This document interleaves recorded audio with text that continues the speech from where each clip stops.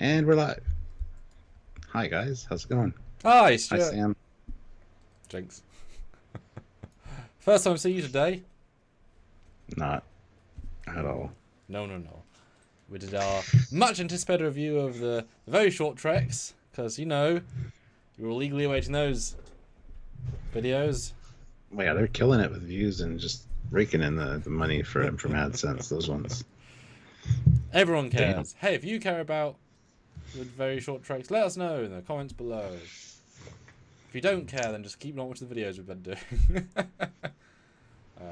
Yeah. We cover all Trek, good or bad. That's all I can say. Yep. But it is fascinating to see the difference between the different iterations and what people are into. Yeah. Because we've been doing this for a long time now. Faux show. Anyhow, welcome back, guys. We're here today to talk about Lower Decks. Mm-hmm. Season 4, Episode 4. 4. Double 4 day. Something borrowed, something green is what it's called. Good name? It's Orion-y. It should be something stolen, something green, in my opinion. That's my joke from the other line. Yeah. It's still my joke. Yeah. Sylvia said it too, so. Right. Yeah, it's not a very novel joke. Yeah, a few firsts in this film, which is nice. Mm-hmm. And, you know, Tendi got to be the lead. Pretty rare, which is nice. And more Mystery Machine, blowing things up. And I don't mean Scooby and the gang. Right. Anyway. Okay. So yeah, we're going to talk about it. So, It's our deep dive breakdown review. Let us know what you think in the comments. I should probably do a poll as well, shouldn't I? Let me do that first. Yeah. So we've got 4. I can do what's favourite episode out of the 4 because we have 4 now. And then it stops being applicable at number 5. Because I unpick one. Ryan K, that mystery ship is sure racking up the body count. I know, right? And Ozzy says, hot Tendy. Oh my. Yes, well, actually, Tallinn. I was liking what Tallinn was. There's that. Tallinn has come in with a storm, eh? Mm-hmm. Absolutely. Good addition to the team, in my opinion. And it's very much like the Spider-Man Captain America Civil War. We had a prequel so long ago, many people would have forgotten. She's just there. Everyone's lives. Just already established. Boom. How'd you get there? Eh. Good. Jump right in. You don't need a welcome to this episode. You just need... You're on the three toes, living your life, etc. Yeah. Anyway, guys, hit that like button if you haven't. We got 22 people watching and 11 likes. I don't know if you know any math, but that's 50% of you have hit like. So hit that like button. Let's go to 20. What happened in episode 2 again? I've already forgotten. Episode 2 was Moopsie. Episode 3 was the one that I forgot last night, and that is the... Oh, yeah. Boimler doing everything for his team. Vexilon. That's it. The Windows update. Oliver Lavery Farag, though, member for 15 months at the rank of lieutenant, says this episode taught me to only have oil paintings of the Enterprise D and to never talk honestly about your feelings. It really is a weekly morality play. There you go. Yeah. Warp Mark Twain us, says Ozzy. Nice. Yeah, Stanley's the girl trio. We're fire. That little drooly face. You're not wrong. Anyway. Okay, you can now read the poll because I had to think about it for a second. All right, so the poll is up. Go vote on it, guys. It says, which was your favorite episode so far? Episode 1, Voyager. Or Voyager. Episode 2, Moopsie. Say die now. Episode 3, Doomsday Computer. Episode 4, to stink or not to stink. Hey, I'm hopped up on the stink. When are you not? I love the moans, man. I love the moans. Yep. All right, I'm going to start showing officially in a second. Great jumping off point. to tell me or for me to tell you guys to hit that like button, and make sure you subscribe to the channel if you're not already. Click the notification bell icon so you get notified when we do these lives and other edited content as well. And by all means, make sure that you click the join button down below. You can be part of the Trekyards fleet. Be at the end of each of our edited videos in our fleet video, see what ship you're assigned to, get bumped around here and there depending on your rank, or get your own ship or your own starbase. It's all an option depending on the rank you choose. So check out the ranks down below with the join button, or head on over to Patreon/Trekyards. All of the same rank privileges and whatnot apply over there as well. And we look forward to having you join our team and our Discord so that you guys can chat with each other and us. And have some good fun. We have some cool fleet events, I think, coming up at some point. Fleet lives, where we'll be able to decide what ship you want to be on. And yeah, we got some ideas for some interesting lives coming up in the future. So be sure to be a part of that. Also, don't forget to check the links below. There are links to the Teespring and the TeePublic store where you can get yourself some cool Trekyards merch, including shirts, mugs, everything. Check it out. Some great stuff. We want to see you guys wearing the Trekyards merch. So yeah. Species 1571, they put the work in to create that whole Orion crew and killed them all 30 seconds later. Well, species 1571, it's been speculated by a few people that they're actually not being killed, that the ship's being destroyed, but they are being transported off. I don't personally see that, but a lot of people say with the way that they disappear, that's the case. So, yeah. So, Stuart. Yes. What did you think of Stranger Worlds? Holodeck, Season 4, Episode 4. The one that you're allowed to be green with envy on, because it was so green. I enjoyed it. I think it's better than last week's. I liked Vexilon just fine, but I think this one, learning more about Tendi, was great. And plus, this had a few laugh out loud moments for me, especially like Mariner getting stabbed 4 times. But you're like, she only got stabbed 3 times. No, she got stabbed 4 times. We just didn't see the last one because that was at the daddy-daughter dagger dance. Daddy-daughter dagger dance. So. Learning more about Orion and also Tendy's family was awesome, and finding out she's a trained assassin, the Prime, was an interesting little twist. But her sister had to take over that role because she prefers scanning things, and even just the friendship level of like Mariner putting her arm around her, saying, "Well, Tendy said I didn't want you guys to see the real me," and she goes, "No, the real you is the one that geeks out on the Cerritos doing science stuff." So. And then T'Lyn was great in this too, taking notes the entire time and then just tossing it out the window, essentially. So yeah, there's a lot here. I didn't enjoy the Rutherford and Boimler story as much. It was just kind of blasé for me, but we got interesting stuff there as well. The return of a TNG alien species, the Chalnath,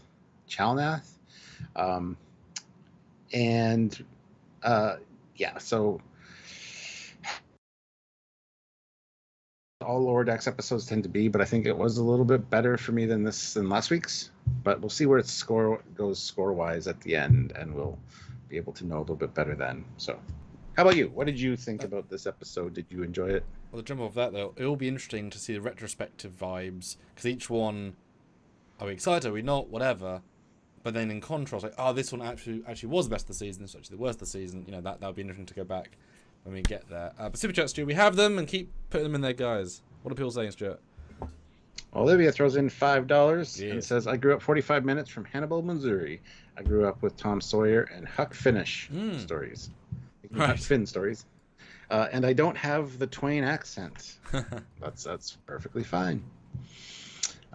Ray Ricks, though, throws in £5 and says, I really love this. Was a Tendy-centric episode. Yes. And gave us some good lore expansion on the Orions. Plus, T'Lyn is so deadpan great. Or deadpan, it's great. Yeah. There you go. Doing the Yosemite Sam and the Foghorn Leghorn voice. Yeah. So, anyway, yeah, back to the question. What did you think of this episode? I liked it. Oh, Olivia cut you off with $5 and says, sorry, left it out. Hannibal, Missouri is where Tom Sawyer and Huck Finn, both stories by Mark Twain. They are both based on Missouri. Yes, absolutely. We know this.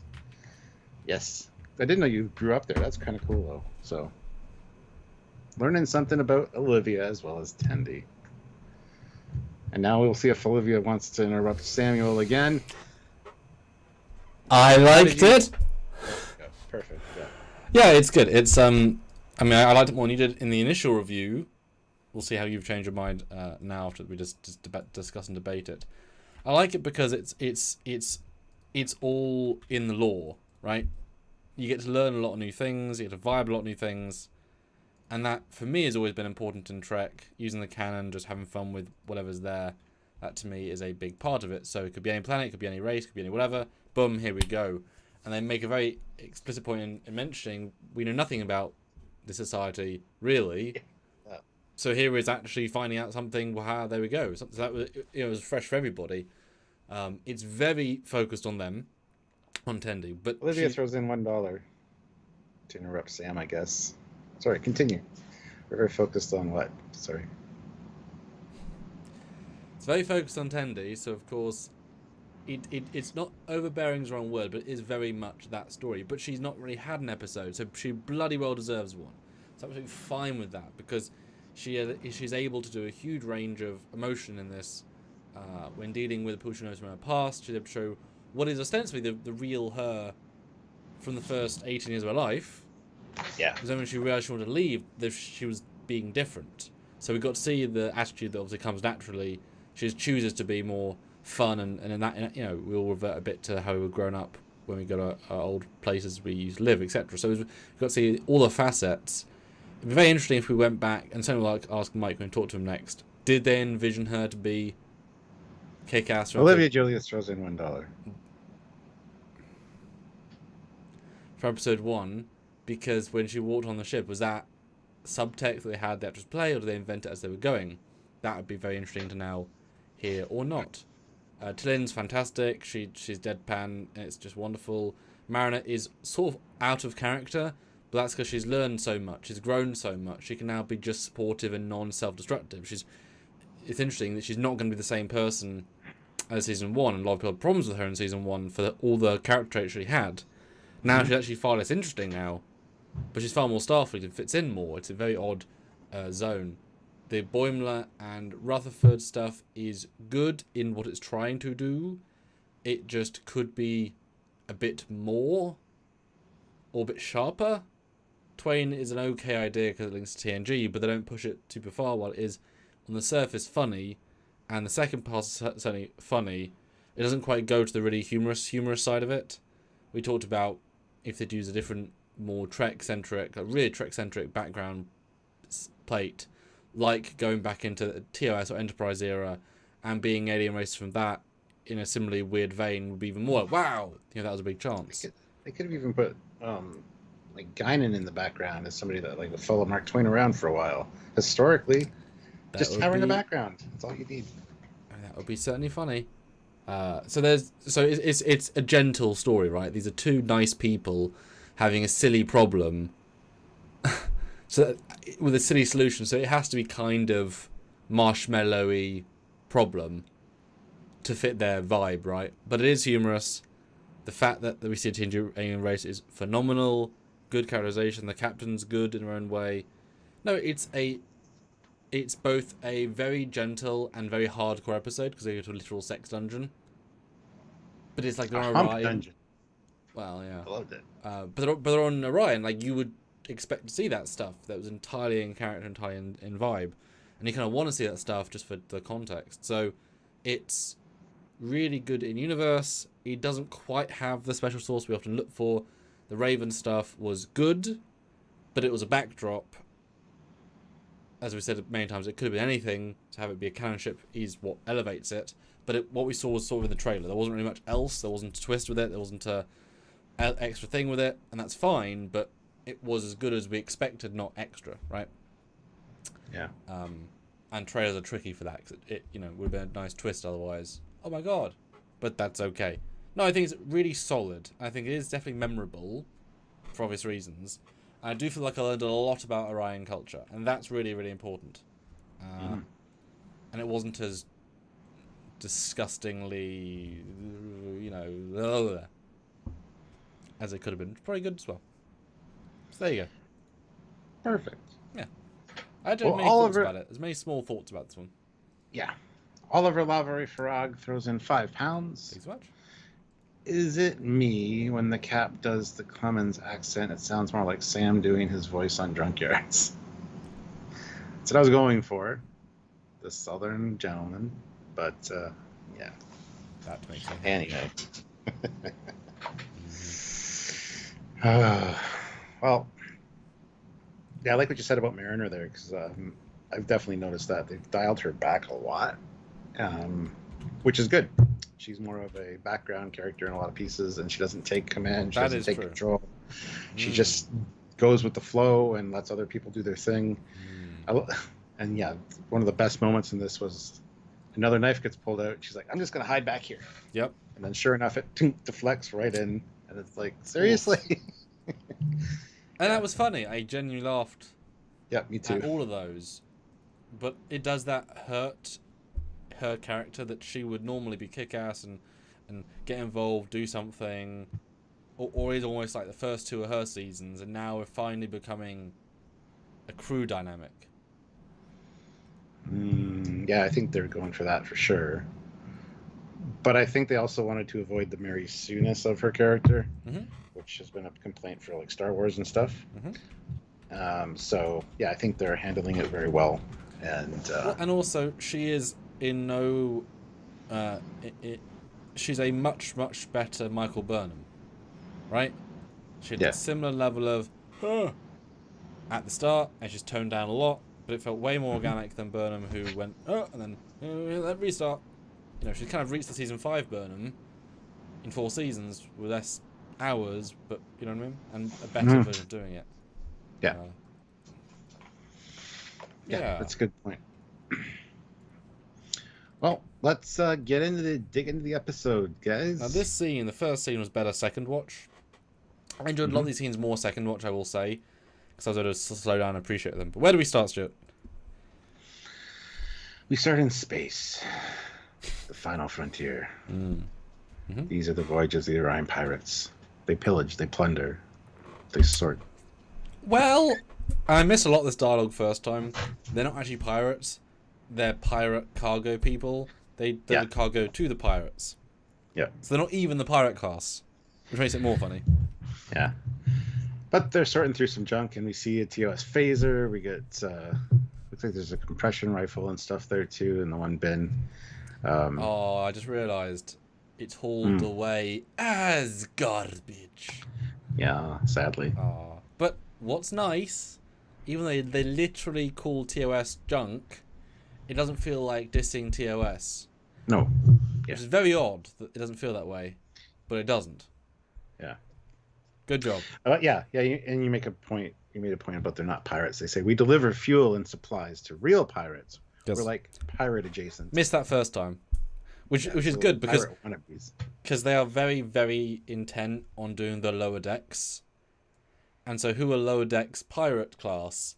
Well, they're the pirate class cargo people who help refuel the pirate people. So that I thought was clever, even if it didn't come across the first time so much. John Walker is here. He's new to the channel, but he joined us on our first reaction last night, and he's been on a few of my first reactions. So good to see you, John. Hi, John. He says, I still haven't seen it because my site that I Orion my shows from hasn't updated yet. Get a better source for green.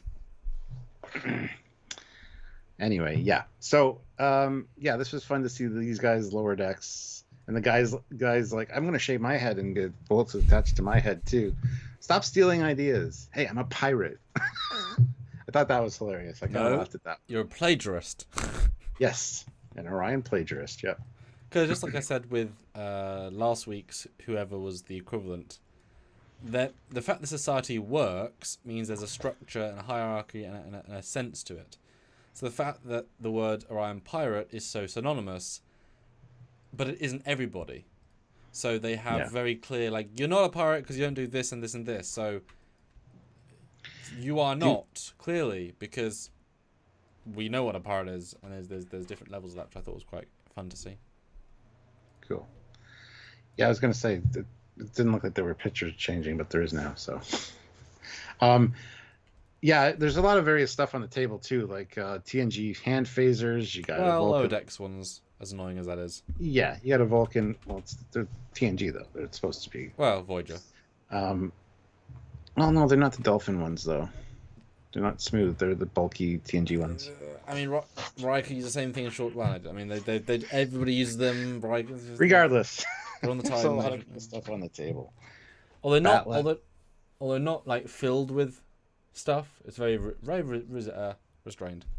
But I guess it implies not very good sub pirates. But yeah, TOS, woo. If TOS. Even got a Vulcan Lurpa. Yes. A few phaser rifles. Everyone has Vulcan Lurpers. There's a phaser. I don't yet. That's one thing I should get. Oh yeah, there is. Oh, in the back. Yeah, there's some phaser rifles sticking out. Yeah. Wow, you have to know what they look like to know what they look like. But nice job.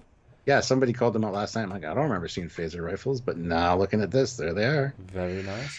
Now this next scene really, I wish we had it last week for our debate about this ship, because you can clearly tell it's a small ship from this scene, because the pirate ship is a small ship. I mean, not say shuttle sized, but small and fast, and also it doesn't attack them first. And we had this giant debate in one of our videos about, well, if it's not attacking first, is that because A, it wants to be engaged to interact, or B, to interact and lower your defenses, you must actively do something, a dedicated sensor scan, raise shields in close proximity, you know, or are they ignoring it because they're not trying to kill Orions? This one scene changes it, because every other scene's been a case of, look, a ship is approaching. Here, they find it and chase it. But of course, given that they're both throughout sublight and space is vast, the implication that they're just randomly sublighting through the galaxy, no. I think Lotus doesn't care about that logic, but by that real logic, clearly it is after this Orion ship because it's in the same local vicinity, because sublight, you don't try out sublight almost any of the time, right? But it does change. We know the scale now is real small. They even call it small vessels, so confirmed. It could be luring them out, being at sublights, waiting for someone to, like you said, raise its shields or activate it in some way. Could be deliberate. It could be an accident. Honestly, it could just be cruising through here for whatever reason, and since they engaged it decided to take them on. So yeah, we're not really sure what its intent is. So, but it does change the game a bit, which is good. Yeah. Yeah, and now when this explosion or whatever happened, you see the people like disintegrate into like the way that the blast goes, which makes me think that what people have been saying with them being transported is false. If it went the other way, I would buy it more. This just seems like they're literally being disintegrated, so it probably is killing people. We'll find out eventually. Yeah, and I gotta give some small credit here. I don't know why, but it really gave me a little bit of a inner smile when you see this Orion ship, and the first line is, "Captain, we're being hailed," or like that. It's literally a hurrah line, and it's like, yes, they're not just, "Aye, Captain, we must attack." Like it's super mundane basics. Of course, they're just pilots, right? They're just working people. I like the vibe of the ship. It's not quite the same, but yes, then they pew real quick. Yeah. Poor Orions. I love how they just missed one episode with no mystery ship, and yet this one starts the way that the second episode started. It just... That seems odd to me that there's no mention of it in the third episode, but oh well. And we see Tendi. She's just finished cataloging diseases from a recent transporter beam up. And they have free time, which apparently lieutenant junior grades can get. So yeah. And I mean, Mariner would know. She's been promoted a few times. So yes, she shrugs off as if it's nothing. I mean, it makes sense. You have the hierarchy of rank that the ensigns do all of the jobs, lieutenants do the more important jobs, but the higher up you get, the less jobs there are to do. Plus, also, Tendy's kind of a busybody. She'll keep going. So, you assume that she's kind of gone through missions. And also, she's medical. How many passive medical missions are there at any given time? So it's exactly. Fun. Yeah. Free time. We're going to go have some fun. And then the mum walks in, and I like the vibe. There's no antagonism. We're past that with the mum. That bit is done. It's like, hey, mum. It says, hey, what's up? It's nice. Hey, ma, what's up? It's nice. Yeah. But Tendy's been granted time off to attend her sister's wedding. Which exciting. Which Tendy's like, oh, okay. Yeah. Yeah. And I love how Mariner even says, I've learned more about you in the last, few seconds than I know, because I found out you have a sister, she's getting married. Yep. Yeah, because we haven't learned much about Tendy, so. Which, they're being very knowledgeable, right? They've definitely secluded her past on purpose. She even says, literally says, that's some great backstory for you. Bit meta of them, and I like it. Yeah, she says, I'm freaking out. This is more backstory than I have been able to ever get out of you. Yeah. Can't get more on the nose than literally saying backstory. But Lynn wants to come along. Is inviting herself logical? I don't know.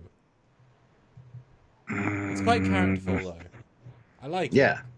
Yeah. Well, it's an opportunity to learn about a culture that not a lot of people learn about, and to report back to the High Command. I guess she's still on the High Command kick that she wants to eventually get back to the Vulcan ships. But we'll see when that changes. I don't know. They convince her, and off we go. My favourite, I heard Orion Homegirl. It's nice. Yes. Yeah. It's a good vibe. Well, they also mentioned how creepy it is that Rutherford and Boimler have been finishing each other's sentences and they're getting along so well now that they're roomies. But yeah, maybe not so much. Because the next scene we get to Rutherford and Boimler talking about their new Andorian sheets, so breathable. I'm kind of shocked how they approach these two best of bud roommates. It's nice. It's not what I thought they were going to do, given that he and Tendy had such a thing. But it's kind of sweet. Let's have the strong contrasts. But you kind of get the sense they have 95% in common, every day. And that last 5%, just freaking. It's like me and you. I'm just kidding. I think we get along better than that. But yeah, they have a little fight over who's going to miss Bonsai, or Boney, as they call him. One has an algorithm, which is designed to give it the proper amount of miss per day. But Boimler was, of course, raised on a vineyard, so he's got a green thumb as a result of that. So, I mean, the obvious answer is they both get a bonsai and each take care of their own and see which one grows better or lives longer. But then I guess we'd be picking favorite child, because they make a point later on. This is like our baby. Yeah. Oh. Yeah, it's sweet, and I think this is just symbolic of they're so close until they're not. Yeah. Yep. But it's good. It's the simplest thing, but I do dig it as a reason. And hey, they're both right. But you would think this is not a new thing. They've already pointed out this is a long process. So, who has been better so far? Have they never accidentally watered it together at the same time before? I don't know. But that's okay. I can see Rutherford watering it and leaving for his shift, and then Boimler coming in from his shift, or just stopping by watering again. So they're overwatering it probably. But that's fair. Next shot is of Orion. We get to see an Orion space station. We get to see that the planet itself is a green glow to it, and another Orion ship there as well. Just the standard Enterprise one, so tech has not changed much. Yeah. I don't know about you, but I got extreme Star Wars prequel music vibes when they zoomed in. I was like, straight out of the prequels. Because it kind of had that grandiose scale. I didn't notice. It was like, wow, okay, you're going straight for that, are you? Yes, you are. But it's a nice video, and I threw this in another video. This is a really nice, lavish, but not ridiculous. This isn't a highfalutin, multi-story. It isn't like that that recent thing on Talos, not Talos, the Stranger Worlds tower suddenly grew 10,000 stories because hashtag shut up. This feels nice and relatable. So as opposed to last week, which kind of was over the top big and I couldn't relate to it. This I'm like, yes, that's a nice, gentle, expensive vineyard thing. Although I don't see any gates that are. Where's the bit they go into? Because there's no. It's between those two. There's the landing pad, then the ramp. It's between those two buildings. Okay, right. I see where it is. Oh, it's the one bit is hidden. And there's another gate on the other side. That's the one they come through later. Oh boy, what a weird parting. The shuttle goes like this. What a weird turn maneuver. Like there's a 180. It could just do the other way. There's a CGR. I'm like, Jesus, that's a weird turn. Yeah. But Mariner asks if she grew up in a castle like Billups. It's like, no, nothing like that. And then they get attacked. Oh my god! I remember us talking about this when we saw it in the trailer. Yep. It's like done right away. Mm-hmm. Which is good. Yeah. And they get carried on a sedan. How surprised were you that Mariner thought taking a phaser to Orion would be a good plan? Never really considered it. Because you must have had it on her whole. Because this isn't fictional, right? She had to have a phaser holster to have a phaser. So she's walking around with a phaser holster. It's weird. They almost never do that unless they're going to use them. Just saying. She doesn't have a phaser holster on, so. Yeah, but she does though. It's one of those things that just magically shows up. Because they're just not drawing a phaser holster, but she has to have one. I can't come in. But she doesn't in the next scene. So, yeah, I know what you're saying, But yes, they get carried. It's very nice. Because of course, in this society, women have pheromones, which destroy men's ability to reason. And then, of course, that's why in Annexia, that was the twist. And then in TOS, women got subjugated as a revenge for the pheromones because they were taking over everything. And I guess by this point, it's all kind of rebalanced a bit. No, TOS, they didn't get... They weren't subjugated. They're slaves, quote unquote, but they control their masters. So, yeah. Well, it wasn't a twist then for TOS, for Enterprise, because that was the whole point. You thought they were slave girls, and they weren't. They were in control. Yeah. I didn't get that sense from TOS at all. Because well, whatever. Well, you only see like a few of them. Yeah. But anyway, we find out that Tendy's family is the fifth largest family in the syndicate as well. Mm-hmm. So, well, the parents are nice. Mm-hmm. The mum gets a giant fancy name. The guy's just a name, so clearly unranked. And given how men are treated, he's just some guy she fancied and then said, "Hey, we're getting married." He's like, "Okay." So, that guy's name's Bert, but Bert. Yes. Yeah. But anyway, yeah, the find out the sister has been kidnapped, and it's like, oh, kidnapping. Oh, of course, it's just part of the wedding procedure, and it's like, no, it's hold on, what'd she say here? Brides are only abducted after save the dates and before this is far too late. So this is a serious issue. It's like, you need to rescue your sister. You're the prime. And the other two are like, what's a prime? I don't know. It sounds cool as hell. So anyway, yeah. And then they're like, yeah, not only that, but you have a box of your stuff here that you need to take home. So, but yeah. Yeah, it's fun. To the oil bath. It's all easy, fun stuff. It feels so effortless, right? Effortlessly. Oh, okay. You don't think too much about it. Is how much it works, and then the different contrasts. But the fact that she does it is good because she does have. Even if you want to leave your society, this is still important. Clearly. And now knowing that she's this kick-ass warrior, so she's doubly need to do it because yes. Do the rescue mission. Yeah. Go back to Royal Rutherford and Boimler. They, Boimler, Rutherford accidentally missed Boimler. Oh, and then, of course, yes. Yeah. We cut to the the holodeck where they're both dressed as Samuel Clemens or Mark Twain. They're the same person. So. Yes. But yeah, I appreciate they're friends enough to say, even though fighting, holodeck. And it does make a lot of sense. Yeah, we have holodeck time booked, so we got to go do it. Yeah. So everyone gets time off because the gals are finished. They also finished too.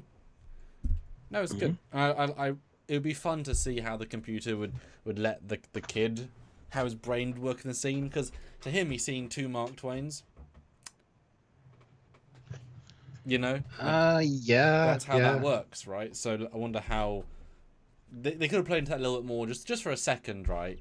Of there's two of them, and obviously the actors must have loved playing an accent, although it is obviously very, you could say it's offensive as well, of course, because it's making fun of Southerners. But accents are okay if you're American, I guess. Maybe not someday, but it's absolutely fine. For me, anyway. Then we get to seedy nightclub area. Oh, this is the cutthroat bar. And gladly it's not too Blade Runner-y. I didn't think it first time, thought it second time, like, and that's not too much, because everything that's Future City tends to be neon Blade Runner. Luckily, it's more just neon city, city, neon, neon, city, city. And Tendi is so chill about it. It's more like the lower levels of Coruscant. Yeah. Yeah. Yeah. And also, like, how are we going to get in? Ugh.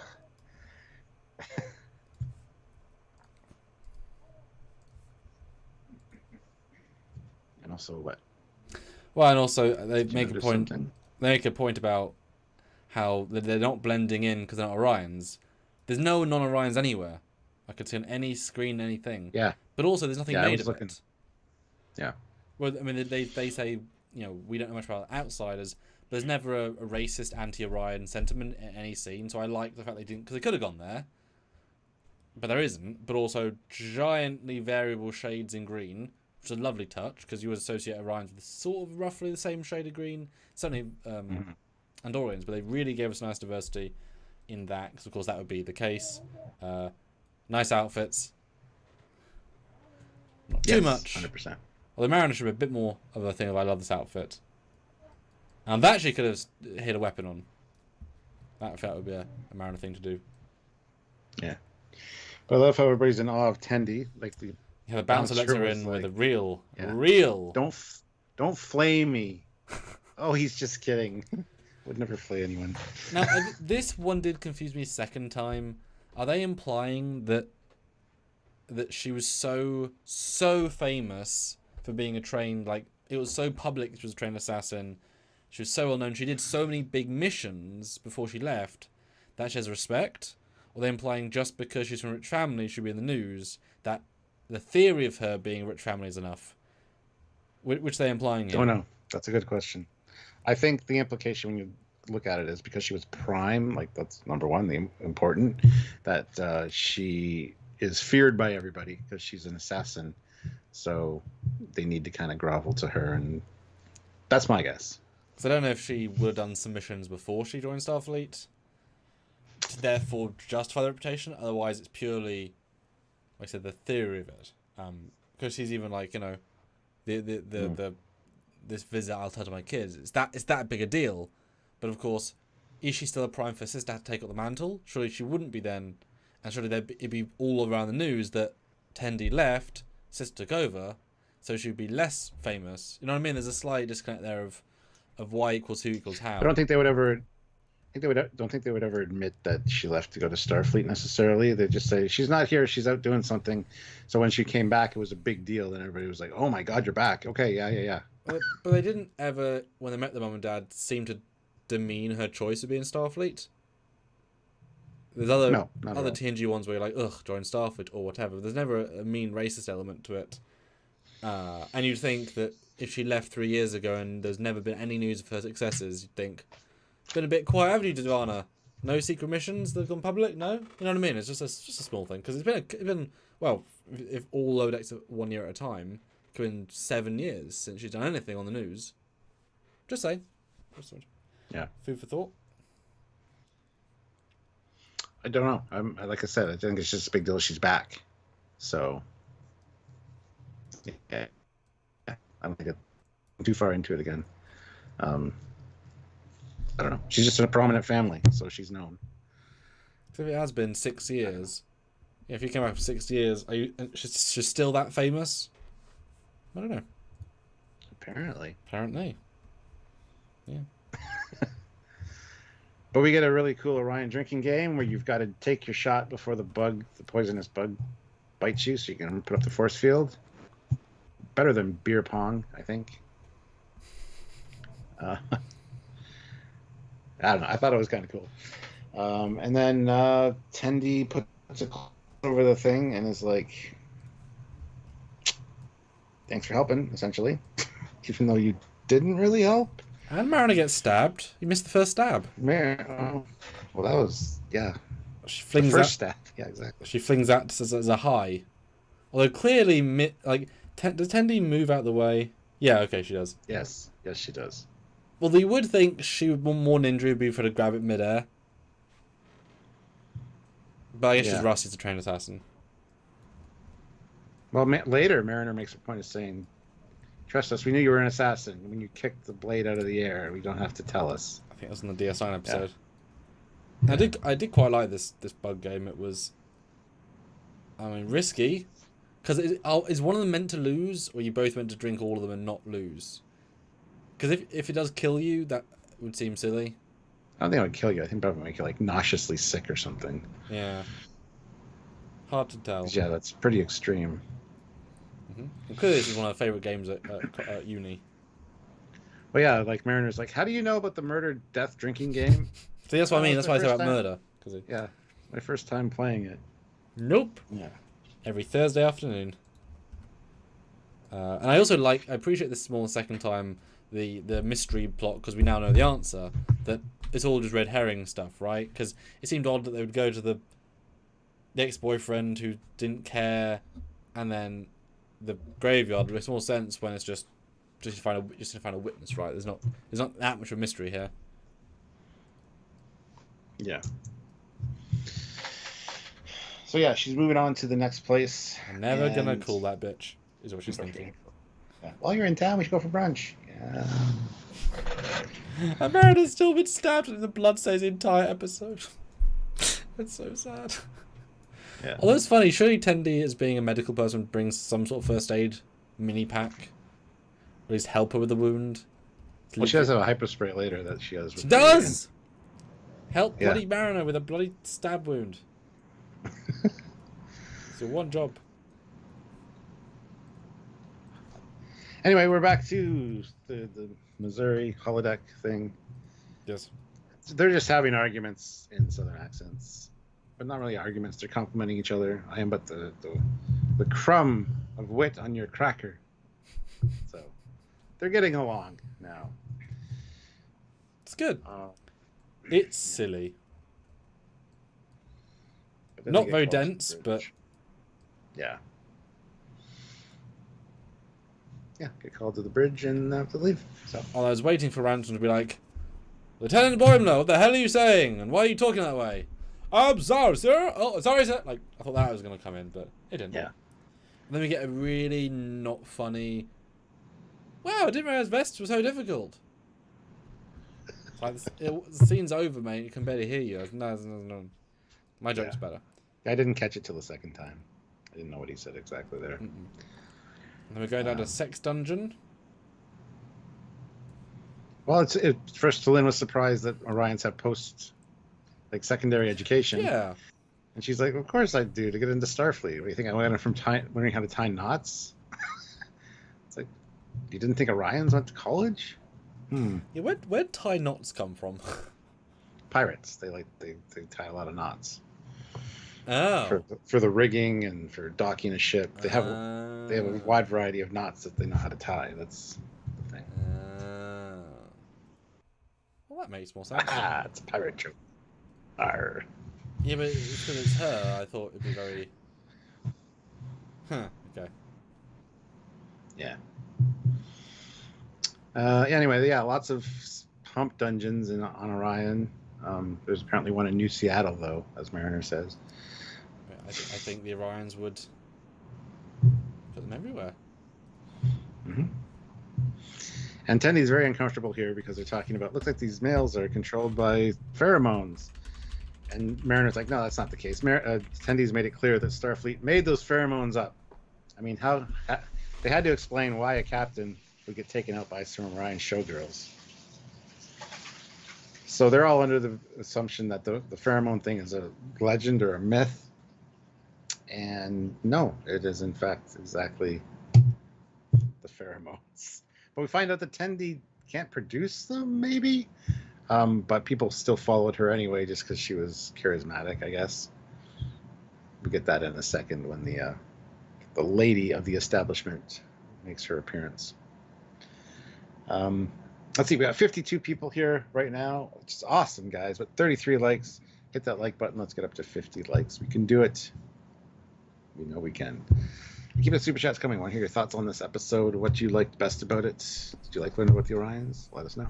Because there was lots of stuff to talk about. But I've got to pop out and deal with real life. Let me put you on a... Let me put on a shot with the sex dungeon lady, you know. Her breasts may or may not still a show. Although all I got was Ursula from... I did too. Yep. That's exactly what I thought when I first saw her. Which I'm okay with. I thought that must be part of it. Alright, I will see you in a mo. I want to see $1,000 in super chats. There you go. I'm going bold. Yep. Actually, I'll let you think of a poll as well, because that could be kind of silly. The winner, though, is episode 1 with 35. This one, not far behind with 30%. Episode 2 with 28. And really fourth place, episode 3. Kind of my ranking right now, too. So possibly. Like all right, ladies and gentlemen, I'll see you guys in a minute. Yes, indeed. All right. So, yeah, we learn all about the moans, the pheromones. Some of us control men with pheromones, some don't, she says. And then she runs into her buddy, Naal, who the girls are loving. And he doesn't know what's going on. Or so he says. And then the madam shows up. Hold on, I just got to get it right there. Okay. Let's see, what's a new poll that we can do here? Who out there is hopped up on the moans? I want to know. Hopped up on the stink. Sorry, the stink. Okay, let's see. What kind of poll can I do? Hit that like button, guys. We're at 38. We want to get to 50. Oh, moans. I thought it was moans. Wondered what that was about. Yeah, pheromones. Yeah, that kind of moans. Could be both, though, because it is a sex dungeon, essentially. So, anyway, let's see. Engage with your audience. Start a poll.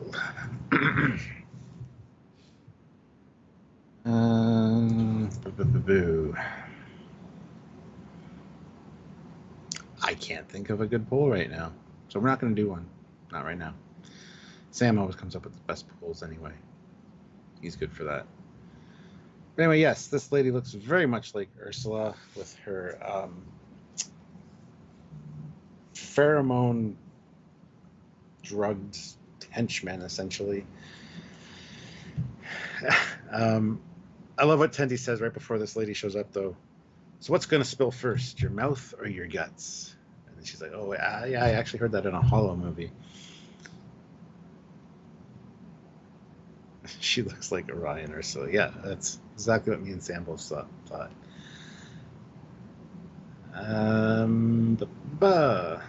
Ingrida is her name as well, just so you guys know. Ah, there's a perfect masting. Oh, I like that.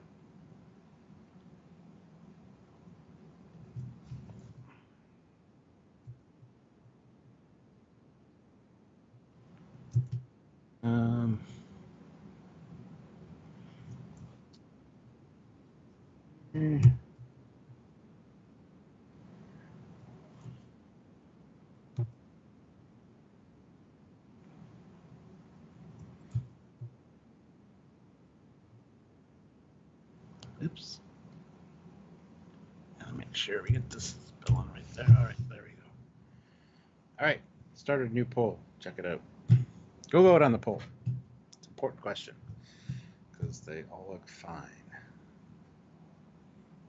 This will be an interesting one. It's already jumping all over the place. All right. Ryan K said never made the connection, so you just said it. How about the moans? Or an Orion divine?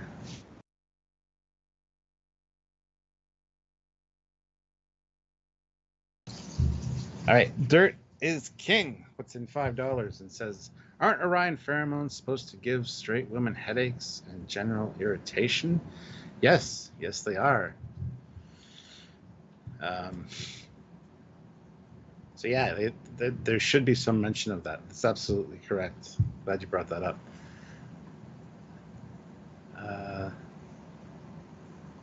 Yeah, and this is where we learn it never mattered that she didn't have the pheromones, is what Ingrida says about Tendi.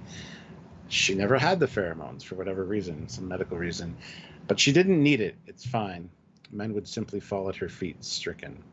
So, yeah, Tendi, I guess, was embarrassed by that fact, and that's why she said that not all Orions use the pheromones in that way, because she's just never had them and never been able to.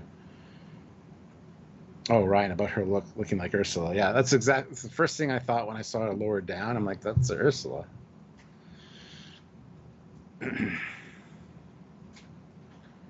Second moans to Tendy straight on to our house. There you go. All right. I don't know what Sam's doing, so hit that like button, guys. We have 40 now, which is awesome, but our goal is always 50, kind of off the hop. So there are 45 of you here, so I can get another 5 likes for sure right now. And yeah, please hit that like button.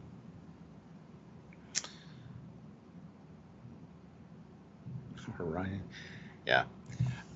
Yeah, this is actually quite a thing. We actually saw one of these sex type dungeons on Orion before in Discovery, which was live action, which was quite interesting also.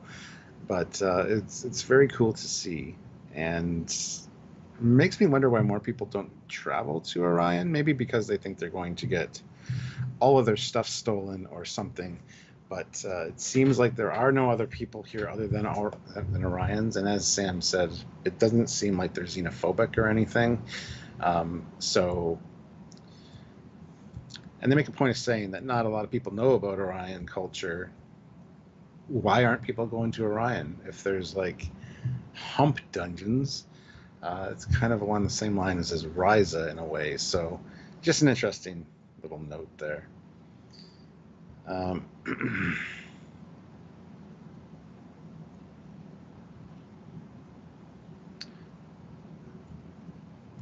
Yeah. Wasn't Orion there? It was Kronos. I know it was Kronos, sorry, but it was a Orion club. So it's the same type of deal, just on Kronos. John Walker, $2. Why are the coolest things in Trek always green? I don't think the coolest things in Trek are. You must be a fan of the Trekyards and some Romulan stuff, and Borg as well. Yeah, I'm not so much. I don't think the Trekyards are the coolest ships at all, if that's what you're implying. Ray Ricks, they are too scared of Tendi to be xenophobic.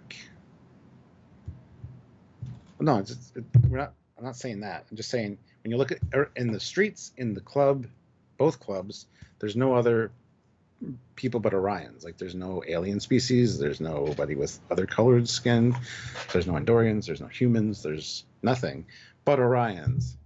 So it seems kind of like an oddity to me. So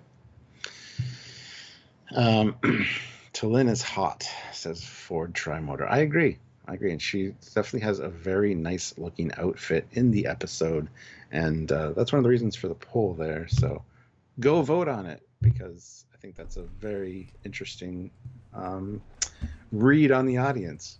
All right, the car lived, did not break down. Everything is fine. Everything is fine. Okay. Okay, then. Yes. Welcome back.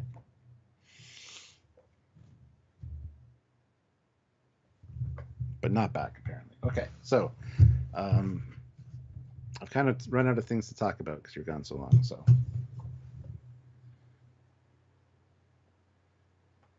just made a point of saying that Tendi never had pheromones, as this was pointed out. It never mattered that she didn't have the pheromones. She didn't need it. Men would simply fall at her feet stricken. And T'Lyn asked the obvious question, are all pheromone Orions naturally manipulative, or is it just specific to this woman? Yeah, actually, I thought this was a really good scene because they've sort of shied away from the stereotypical Orion stuff in recent years, but the fact is it's a giant part of their culture. So I'm glad they kind of embraced it in this scene as well, and this is obviously the deepest, darkest realms of it. But of course, as I said in another review, if you go to a Coruscant, death stick done, wow, everyone's addicted to drugs. Yeah, you're at that place. So if you go to a place where there's a high-end hormone person, pheromone person, you're going to, have people there who are addicted, etc. It's like, yes, society does have this. And Tendi doesn't, is really, really interesting. Explains why she felt able to move away, and also does remove that thing we considered that she might have got the glands removed to be in the Federation, which is kind of a turn you back on who you are to just fit in. So the fact she didn't have them is good, and I'm sure also explains why she's not manipulative, because as T'Lyn says, if you've grown up with the ability to control half your population, you're probably going to create a narcissistic controlling personality because you literally can control anybody you know. And if your pheromones are stronger than everyone else's, you're going to be even higher on this tier. If you've got none of that, you're more balanced. And yeah, obviously she's so nice, people like her anyway. So it's a good set of scenes, and it's fun. Well, I kind of wanted them to answer more of the questions. I was like, T'Lyn, yes, good, ask questions, get answers. Oh, okay, no. Well, T'Lyn asked that question, and it's like, don't insult me, Vulcan. So she whips a dagger at T'Lyn, which T'Lyn avoids, and hits Mariner in the exact same shoulder. Now, of course, the issue with that is that Mariner has also been talked about having maybe a special ops past, and she's not even able to dodge blades. Well, they're not aimed at her. The first one was aimed at Tendi. Well, in her direction. Tendi moved. The second one is aimed at T'Lyn. She did, so she's not expecting it. And then the third time she is expecting it. It's hilarious because it deflects and hits her anyway. But you know what I mean. She's very letting herself get stabbed. And yes, the anti-pheromone is funny. Because also, it does give you a bit of like, yeah, these guys are not here by their own will. These are actually sex slave people. It ain't good. Donald, Jerry, and Bob. It's like, we actually want to live our lives, and some people go off on purpose. But it does equally show it funnily and dark. Mm-hmm. And she's that scared because she has nothing in life except control. So it's a good version of this scene, I think. But Naal comes out and says, yeah, so last time I saw her, she was playing in the junkyard, essentially. I don't still love her. That's not the plot, don't worry. Yeah. I just follow her sometimes. And Tendi says, okay, that makes sense. We used to play there when we were kids. So you're a good guy now. Go home. He's like, I will. But then he doesn't. Anyway, moving on. Mariner's just taking it for the team. There you go. Yeah. So back on the Cerritos, they arrive at the bridge, but Boimler's still wearing his mustache. But we're greeted to a Chalnath on screen. We get to see their ship. We get to see their captain. They're freaking out about this, being able to have rights to scan. This is a funny scan scene. This nebula. We don't trust Starfleet data. It's too nuanced and thorough. But they don't get much of a chance to scan nebulas like this because they phase shift. So it's an oscillating to scan it. So, but Boimler and Rutherford think they have a solution to the problem that can come to a mutual understanding between the two captains. And if this works, all Starfleet captains are going to start doing this procedure. It'll be famous. It'll be. It might be the new thing. Yeah, I would just like to know how this getting this situation broached was like. So we want you to beam aboard. We're going to go to the holodeck. You're going to wear this outfit. Compulsory. I love how he called. I love how he's like, why am I wearing this itchy hair hat? Yep. Now, so this is one of those second layer cake layers for me personally. You add a beautiful bit of canon, really well done, random, unexpected, doesn't damage anything if I add something to the character because they're not just apes. This is really nice, right? The Twain stuff is fun, fine, not as sharp comedically as it could be. The tree bit's funny, I think, but that's obviously the payoff. But no, it's fun. I love his dialogue. It's really smartly stupid. You know, your data is too intimidating, too thorough. We don't trust it. That's great because they're not.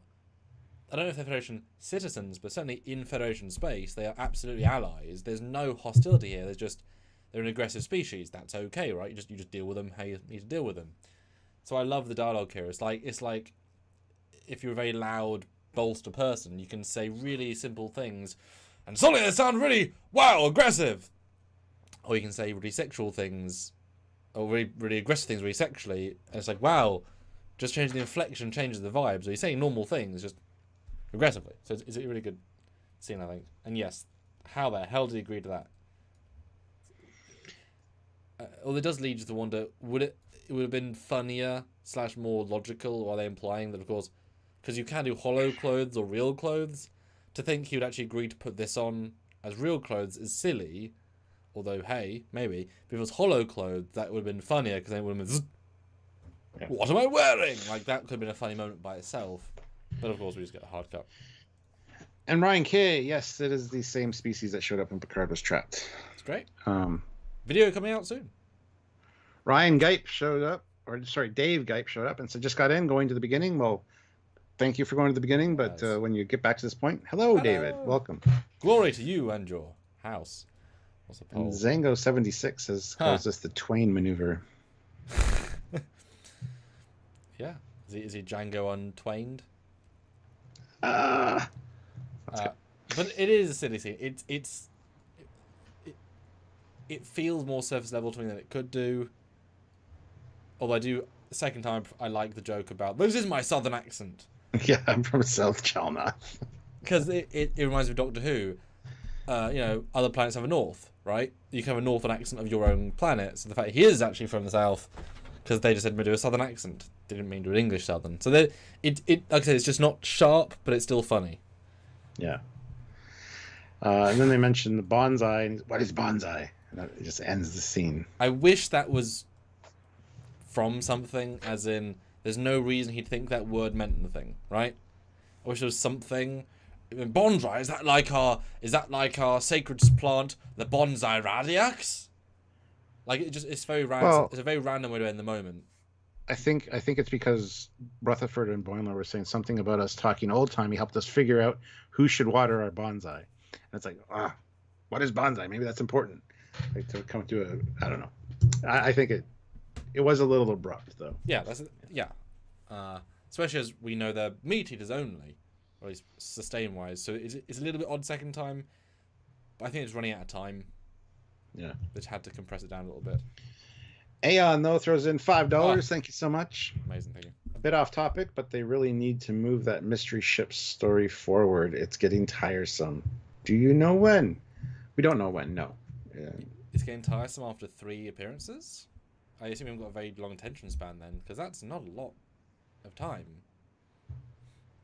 Like the season. I think he just wants an answer to it, so just don't want to dragging on through the entire season. I mean, so you don't like season-wide arcs then? They're not developing it in any way. It's more just the same scene again and again, but it's an excuse to show us the lower decks, which is obviously fun. As in, it's unusual, right? Yeah. I don't know. I mean, I feel like it would be nice if they had... Well, we know they're going to twist into Starfleet's being attacked, I would assume that's going to be around the episode 6 mark, and then that can then progress into, we'll now have to find out who they are and what they're doing, etc. But also, many people complained about non-episodic Trek. So the fact they're giving us fully episodic Trek with a small hint of something else. I mean, they're kind of doing what we wanted. Like what the fans should do this. Developing it. Yeah. No, I don't know. We don't know when it's going to happen. Hopefully, by episode 6 or 7, it hopefully will escalate a little bit, and we'll get more about the ship at least. Yeah. This season. If the season will be done soon, I mean, whatever. But yes, we get a graveyard with no particular ships I recognise, and given that we know a lot about ships, that's okay. Yeah, I was expecting more in that regard. But that's fine. It's whatever. They can't all be famous ships. I mean, they're more likely to be crappy non-ships, right? And then we get a crappy known ship, which I now, having seen the episode, I really wish it had not been spoiled in the trailers. It would have been a lovely reveal otherwise. No big deal, obviously. But what do they find, Stuart, my man? A Raven class. Yes. What's a Raven class, you ask? Well, I'm glad you asked. Because in Voyager, Annika Hansen's parents were using a Raven class to track and study the Borg. So we've seen this before in live action, and I think the design's great. It's a Rick Sternbach design. Even commented on it on Facebook. It's great. Lower Decks is using more of my stuff. So he's enjoying it, so that's good. Rick is the guy. He is. I wish they would use him. Yeah. End of sentence. No, it's great, and as I've always said, use the cannon. So we need a smallish ship that's old-ish, that can fly-ish, that is a ship. It could be literally anything, right? This adds a lot of fun flair. Well, not actually changing the plot at all, but it gives me an excuse to make it and bring it to life again. And it's a very close replica. Not perfect, but very close. And Ozzy, no, it is not the Scotty ship. The Scotty ship is the Janolan, which is a Sydney-class ship, which is also one of my favorites. I kind of like these smaller ships. The workhorses. But we get to see the interior. We see a little cute chalk drawing that Tendi did. Her and her sister played here all the time, and she's always dreamt about going out and exploring and doing anything other than pirating. You even draw a little picture of herself with a Starfleet Delta, which is kind of cute. It really is. As I said in another review, I love the fact they use the Excelsior chairs, which are also the A chairs and this and that. They're the everything chairs, the most famous chairs in Starfleet. And considering they never did a wide shot in Voyager to know the set, they did a great job replicating it. If you watch the whole episode, you can tell this is what it is. But really good video job. on Saturday about that. Check it out, guys. Not on Saturday, but yes. Orion's not releasing the Raven episode on Saturday? We filmed it today, so no. Orion's on Saturday. Well, fine. We got a video coming out about the ship at some point. Yes. I don't know when because I don't know anything. Yes. Dirt is King throws in $10. Ah, beautiful. If we see a Kzinti lower decks and they get vaporized, teleported by the ship, it would be neat. But we're running low on minor powers if the Orions are gobbled up. There's a lot more There's minor lots powers. you can do. There's a lot you can do. Andorian ship, like so many. But this is where there's like 36 TNG random one-off races you could use. Yeah. This is where Tendi makes his confessions. He says, I was not a normal teenager. I was trained to be a syndicate assassin. And they're like, yeah, we know. You can't just, say you're joking when you flip a knife out of the air. So, yeah, we're kind of smarter than that. Yeah, and she says, was fun. Yeah, and this is the whole sad thing of I didn't want you guys to see the real me. And gets a hug from Mariner and says, Tens, the real you is the one who geeks out about science on the Cerritos. Yes. Yeah. No, it's really nice. It both feels like a reveal because it's actually confirming something, but played as if, have you not been paying attention for the last season, 2 season, 3 season? She kicks all the butt, especially in the DS9 episode. She rocks, right? But out in the open now we know. And she's still got a bloody goddamn double stab shirt wound thing. Painkillers, man. She must be hot on painkillers. And Ozzy says it's Saturday Drunk Live, guys. Yes. How did you know? Oh, you were at my live last night. We're not to now then. It's tomorrow around probably 2 p.m. Eastern Standard Time. 1 or 2. Or earlier. Yeah. We haven't talked about the time yet. Yes. We will be doing a Drunkyards for a few hours in the afternoon. Please stop by and join us for that. We're labeling this one Extreme Drunkyard, so It's always up to you guys. But if you want to see what that's like, yeah, come join us. Help us out. Anne-Marie may or may not guest star.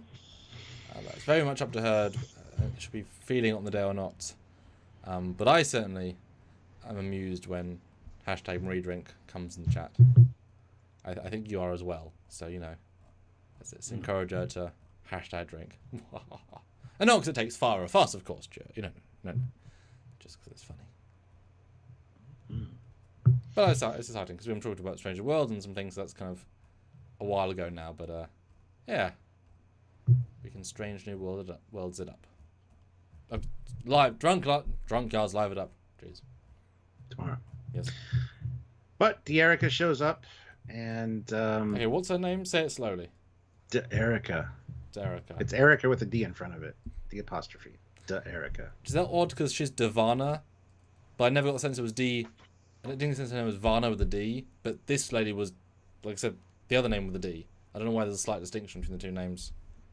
Small thing, but they're the same sort of name, but then also not. Yeah. And what's she like? She nice, wholesome young lady? She is. She pulls a dagger. Oh, a friendly dagger though, right? Yeah, the dagger of kindness. Right. Which Mariner's like, I'm going to just back away. I'm going to stand over here, and hides behind the console, which is hilarious. That's a shirt. I offer you the dagger of kindness. Yep. I like it. Anyway, she doesn't want to talk That to... is funny. I did laugh at that stupid joke. And the fact that Lynn does nothing. She doesn't react to anybody doing anything. People are getting stabbed to Lynn. React! I don't know how you're going to react, but react, damn it. Taking notes. Which she does note about later. It's like, well, I guess violence is the way you guys do things. And she was like, no, it's not. It's like, you just stab people. You do.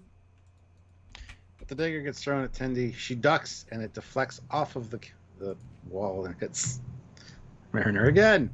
Oh, come on. That's the third time she's been stabbed. Issues where guys aren't keeping score. Yeah. And then I like Tiana's... Nope. De'Erica? Yeah, no, Devana Tendi, or Tiana's. I like her beast mode, her voice changes. Like, that's her Don't going stab to... my friends. Yeah. She kind of goes to Super Saiyan. I imagine in the recording booth, she's all like, hey, I'm a pretty princess. Like, there's an instant transition of... Because, you know, she goes into the fight mode and letting it all go. With a great shot of the view screen. And then we get a fight to the death. Not really, but a fight to the almost death. Well, it starts here, but then we cut away again. Yes. And yes, this plant's like our son. We make sure we both take care of it every day. I love after he eats it though. It's like, now I am thirsty for mist. It's nice to pay attention to the full briefing. And then you do what? We missed it. Oh, good. Like, you really pay attention. Of course, first time watching this, the obvious reaction, Stuart, we both had, was the entire thing about this race is that they're exclusively meat eaters. That nothing else can sustain their biology. And yes. And that was the threat of the TNG episode, because if it did not eat meat, he would have to kill one of them to live. So he was not in a mean way saying, Picard, have us escape, I'm going to eat one of you. No offense, but you're dying from my belly. So therefore, to see him eat a plant and use the phrasage of being satisfied felt a little bit odd. But of course, you know, as I've made the thing 3 times now, you know, if you eat some sherbet, that sugar is not sustaining you really in any meaningful way. So this could be just a, you know, or like eating gold leaf, right? There's absolutely nothing for you, but it's whatevering. So I'm assuming this is more like a dessert that does nothing for me, but it's delicious. And right after he eats it, he's like, I'm sated. You may inspect the nebula. It's like, all right then. Thanks for that. Diplomacy at its finest. Yeah. Not bad, though. I think it works really well, actually. It's a good little scene, and they do genuinely feel quite heartbroken. I like it. Poor little Boney. Oh no. But military commendation. They successfully found a way to create a new peace between two races with a different way of communicating, a different structure of life. Good job, guys. Maybe he needed some roughage. Yeah, exactly. Yeah. No, I like this scene. I think it was a pretty strong payoff. Yeah. Yeah. Yeah, the Stanleys. It's funny you mentioned that because Sam mentioned that when we were talking about it earlier today or yesterday. It's like you're not you when you're hungry for a Snickers. You actually said Snickers deliberately. Yeah. Yeah. But guys, super chat your thoughts and comments. Need a few more of those to do our thing as we're in the third act. Let us know. How's your poll doing? Oh dear. Oh, 50 votes. So the clear winner so far, Stuart. Clear winner. Indeed. Dear me. Thought Lynn might be able to give some bigger numbers there, but hey. But anyway, we get a reasonably decent sword fight with some good emotions. And again, the fact that we get the other two gals sitting to the side, actually staying away, is again odd for Mariner. And Lynn has been shown not to get involved in anything, so very on point for her. But it's a good fight. I more focused on the words, which I think is probably a good thing. It's a character thing. But yeah, two sisters not trying to kill each other, but not trying to kill each other. Yeah, I don't know how these things play out. Well, exactly. Maybe I would just stand there. You're gonna hit me and kill me? Fine, whatever. Yeah, but if you can disarm her, I suppose. But yeah, it's the whole, why did you kidnap yourself? To get you back here. Well, you didn't invite me. Would you have come? You've been away for so long. I've been busy. Just that back and forth between sisters was kind of funny. And I was kind of torn with what I thought they were trying to tell us. Because the way, for me, the way they played the, is this to get her back? I kind of felt Tendi was being real when she said, if you invited me, I would have come. Because it's my sister. So as soon as she said that, I thought it seemed unnecessary and silly for sister to do this to the extreme. But I kind of like to have known what would the truth have been. Would she have actually ignored it? So this is the absolute, she knows sister so well, I had to go to these extremes. Although, of course, I didn't know she was kidnapped. So she did come to the wedding. No, yeah, she's wrong. Sister's wrong. She did come to the wedding with a pure invite. There was no kidnapping in play. Yeah. So she's wrong. But the parents never told Starfleet she was kidnapped. And also, Starfleet is, days to weeks away. This was a very bad plan by her. Really bad, actually. They'd have told Starfleet, 6 weeks for the wedding, you've been kidnapped, allow them 2 weeks to get to Orion. Wow, the plan doesn't make any sense, Stuart. Damn it. Ask my question. But we get some glean insight into what the Prime does. We find out that you were trained from birth to be the tip of the moonlit blade, which I assume is the one that Erica is using. The greatest duty of the greatest duty of the mistress of the winter constellation. So yeah. By the way, that blade's very cool. It looks like it has almost like a. At first, I thought it was like a circuit board type detail on it, but I think it's a constellation, like a star constellation. That means something, and that ties into the Mistress of the Winter constellation. But the moonlit blade, good to know that. Yeah, and Tendy makes a point of saying, "I didn't ask for that; it was forced upon me." And the sister's like, "Neither did I. But when you left, I had to take it over. You didn't even ask me. You ran away to Starfleet, and I had to take over all your duties throughout my whole life." And then they come to a reconciliation. "Oh, I'm sorry, I didn't mean to do that. I thought you would be happy to do it." And she's like, "I was, but you didn't ask. You just took off." So yeah.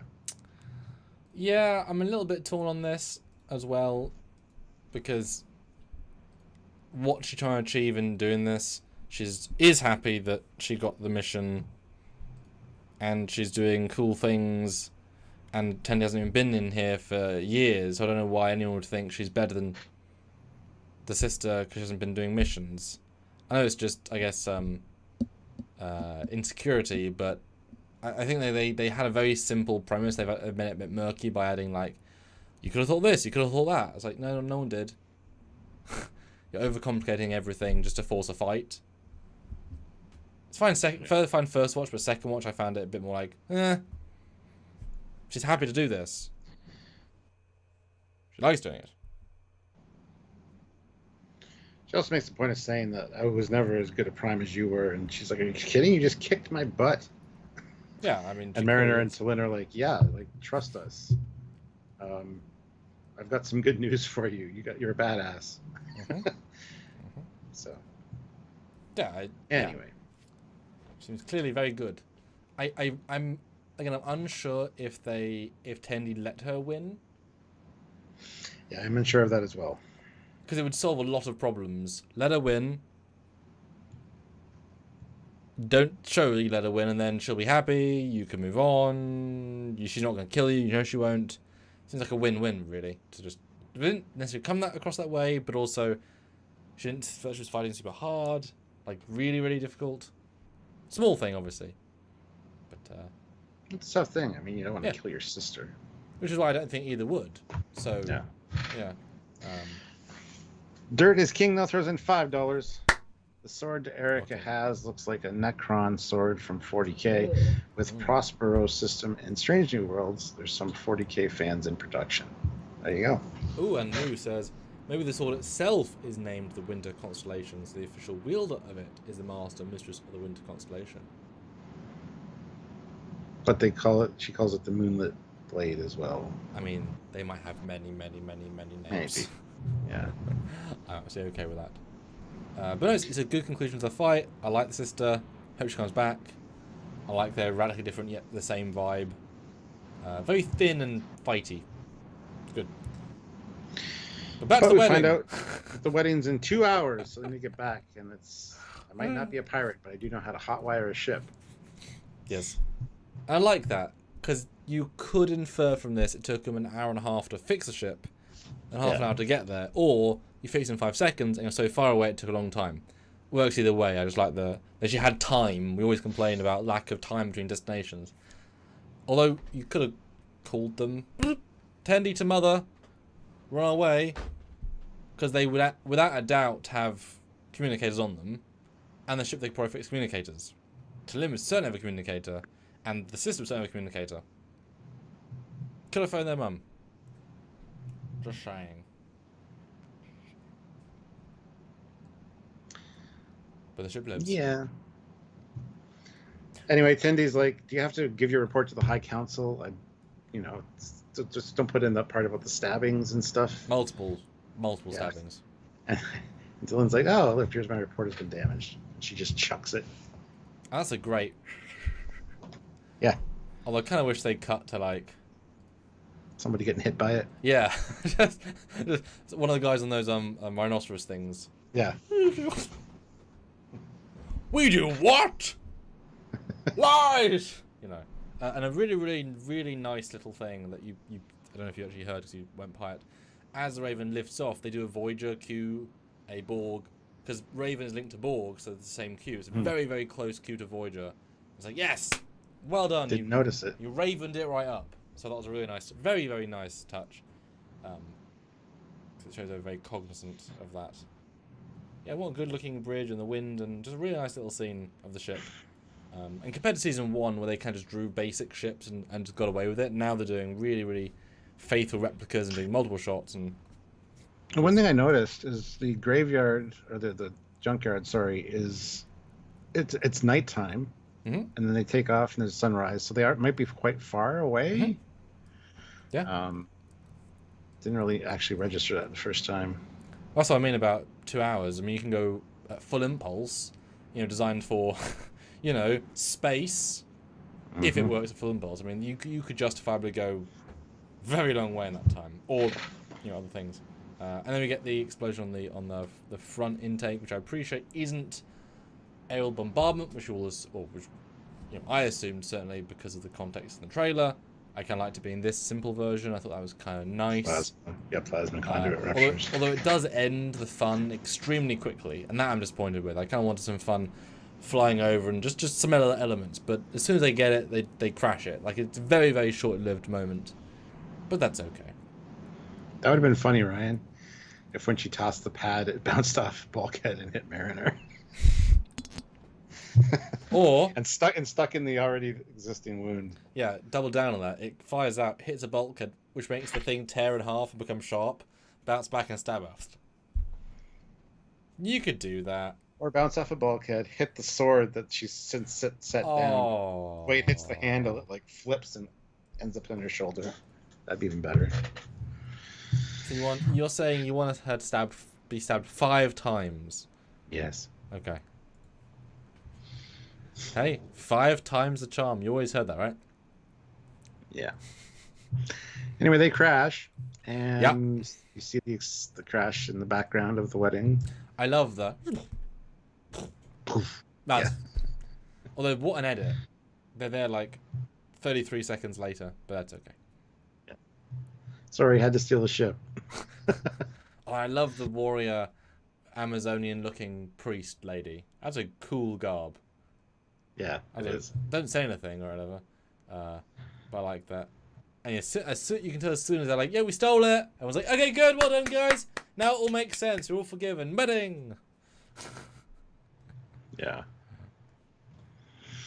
But he looks so radiant. Like. Yeah, it's kind of nice. You get a role reversal in society. Yep. Women control the men, so he's the dashing bride who goes down the aisle. So it does make sense. Yes. That's a quality right there. And we get a nice shot of the Cerritos. Kind of cool shot. And it's like, so this is when I got stabbed in the shoulder during the daddy-daughter dagger dance. Oh my god. So 4 times. You got stabbed 4 times during this whole thing. Yeah. That's although, as a side note, what a great group photo, though, of the whole team, the new team. Yeah. What a great little, great collection of characterful people. Yep. And she takes him over swings her husband over the threshold, yeah. Because she's an action badass. All good. And then it's like, oh yeah, well, we did this and this, and our bonsai got eaten. Are you guys jealous? Jealous of a wedding? Why would we ever want to go to an awesome pirate wedding on a planet nobody ever gets to see? Yep. Anyway. But I do like his vibe is a really nice in-between of, yes, he's in general jealous, but it's not season 1 Boimler. He knows it's an important thing on his own side, so he's not like pushing it too far. So I quite liked his acting there. It was a developmental acting.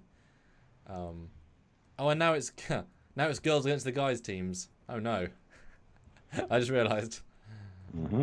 Although, as I said in another review, it had to be girls and guys in this, because if any of the guys had gone to Orion, they would have been just wrecked in the story. Had to be all girls. Actually, somebody in the chat when you were human females or other females of other species get severe headaches and irritability thanks to the pheromones, which was never brought up. Mariner never said she had a headache. Tillin didn't say anything. It would have been nice to have that little touch in there, because that was mentioned in Enterprise. Yeah, I mean, you would assume that she would inject them with the mist from day 1, right? Or hour 1, I should say. And then we learn that the captain has banned all versions of that holo program with that character. Never do it again. Yeah. Although changing characters is fine. But they're fighting over whether they should have an oil painting or an acrylic of the Enterprise D in their quarters. And Tendy's like, well, you guys just talked about your feelings with honesty, right? That's a good way to do it. And then they pull the whole... Yeah. They pull the whole Mozart thing. They solve it instantly with a new type of art. But still Enterprise D, which I'm hoping that means next week we'll see Enterprise D. That would be nice, because I did say I expected more in their quarters, but of course, if we're going to see them every week, then it'd be weird to just force stuff into them. Whereas if it feels progressive, you'll go with the characters. So that'd be really nice. And I did like the joke at the end. It's like, these things are really hard to play, because of course they've never played this random instrument from a random century, a random planet. Makes sense. Yeah. There we go. So ends That's it. episode 4. 4, I guess. Gosh. Well, now is the time of the live where you guys super chat in with your scores out of 10 for this one. And we, of course, will do the same. Well, we won't super chat in, but we'll tell you our thoughts on it and give you a score. And after we do that, I will read the super chat scores. And thank you very much for any super chats you guys throw in. We really appreciate it. If you want to just throw them in the regular chat, Sam will read those out when we are done. And yeah, we want to hear your thoughts, guys. That's what this is all about. And there's no excuse for all of you not to put a non-super chat score in the chat. So, Stuart, the big final question. What do you think of this episode? And has our discussion together changed your opinion at all? I would say my opinion has not changed. I think this is probably the second best of the season so far. This slides just slightly in above the Moopsy episode. And yeah, last week's with Vexilon was while still being good, is my least favorite out of all of them. So yeah, this is my second place slot, I think. I don't know if my score will reflect that necessarily, but we learned a lot about Tendi and the Orions, which was fantastic. Like I said, the Boimler and Rutherford stuff didn't do much for me, if anything, but we got to see a reinstatement of another TNG alien culture, so that's kind of neat. Raises more questions than it answers, unfortunately, but hey, that's fine. I think T'Lyn in this episode, also Sean, I'm glad that she's part of the team now, and she's a very good addition to the team. I think she tempers everybody a little bit and is a good for deadpan deliveries of jokes and stuff as well. So, yeah, the Erica stuff was a little bit. Actually, I may think less of the episode now that you pointed that out, that her plan is entirely stupid to kidnap herself and expect Tendi to make it to the planet on time for the wedding, because you have no idea where the Cerritos is going to be. Or that she was even kidnapped. That did not go through to Starfleet. Yeah. If they'd said that from the start, it would change the first half. But that I think would have been better, because then you could have had that. Mary's like, kidnapped? Yeah, it's normal. That is not logical. Orion, baby. Yeah. Like, you know what I mean? That's why, because she's proven. But then I guess you could argue that she's not the brightest spark, the sister. She overreacted from day one, whereas literally the thing she's worried about happening, that she wouldn't come, already happened. Yeah. Don't think about it. No Ransom in this episode, which is sad. I like anything with Ransom these days. Or Shrax. Well, he was in it. He fought the guy in the holodeck for a second. No voiceover of him. Gotcha. None of the Doctor, none of Mixamo, none of the side characters. That's okay. Yeah. Divine, Tendi, focused. So yeah, score-wise, enjoyment factor, I'd probably give this one a 8.7 out of 10. For all lower decks, though, I'm probably going to give it I want to say 8.3. Just for the character development and not only character development, but cultural development for the Orions, but character development for Tendi. And I love that Mariner I love the running gag of her getting stabbed in that shoulder. Hopefully that carries on, actually. That'd be hilarious. But yeah, and the fact that I think they're treating Mariner a lot better now, with her not being the Mary Sue. Want to jump in and do everything and take control. I love that her character is progressing quite a bit, or not, just because of the way that she's acting and kind of becoming more of a background character, and letting the other ones kind of earn their stripes, as it were, by doing things without her jumping in to take over. So, yeah, those are my scores, and yeah, super chat in your scores, guys. We need to know. What are your final thoughts and scores, my friend? And I've not thought about score, so that was really interesting to hear yours. It's well, I mean, I use the word. Obviously, there's a recap, right? The comedy on Rutherford and stuff isn't as sharp as it could have been to get as high a score. Tendi finally gets a shine, so just the fact that she gets something is going to keep it as a higher episode. It's like the Rutherford one. it's a must-watch because of you get to learn so much about them. It might not be the best in what it does, but you need to watch it. It is very important. Mariner is so interesting because she's developed so much. It changes the personality. Yes, there's now some plot problems, whatever, but that's a problem. Mystery episodes, mystery plots. The first time they obviously work perfectly well because you're experiencing them and you're moving forward. The second time you get to really, I was able to catch a lot more dialogue the second time that I missed first time, which was great. But then the pacing now feels odd. We would have debate as to why and what. But Tendy's great in it. Till then, she's just knocking out the park with the lines. Weird to not see us the crew, yes, but Orion was well done. It wasn't very alien. It was all very grounded, but that's a compliment, I think, to last week where it wasn't. It was too ungrounded, right? And it was. This is what I said to you. Yes, what I said to you a review. This episode felt like a TNG episode and an Enterprise episode, which I haven't thought about since I said in the first review.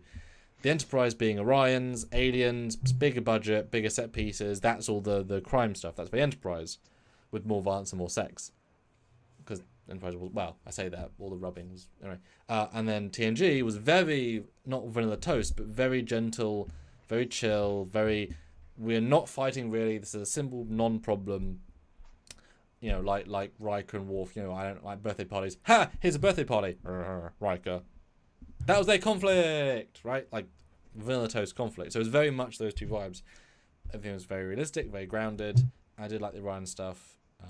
Overall, score-wise, I don't think I can be as excitable as you, score-wise. I think it's fair. I don't think I can go that high because there's a lot better episodes, right?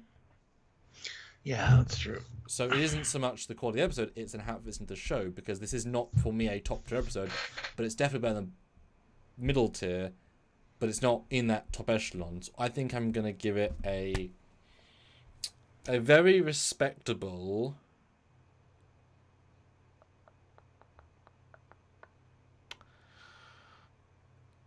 You know what? I'll give it an 8 for the season, just because I think it might be still a high for the season, but I think overall for Lower Decks it's going to get a 7.4. Yeah, I think I should lower mine too. Because a lot of episodes are much better, but it's still very solid. So in contrast to the season, but it is definitely better than episode 2 and 3. I enjoyed it much more. So, and I'm looking at our scores. We both did second best. Yep. So that's absolutely consistent. Can I lower for all the Lower Decks though? Do it. I'm gonna lower that to because you're right. There are a lot of good episodes in Lower Decks. To a 7.7. Yep. Yeah. It's this is the sort of one that I could happily see 10 of these, but I wouldn't necessarily be excited by them, but I'd appreciate them for what they are.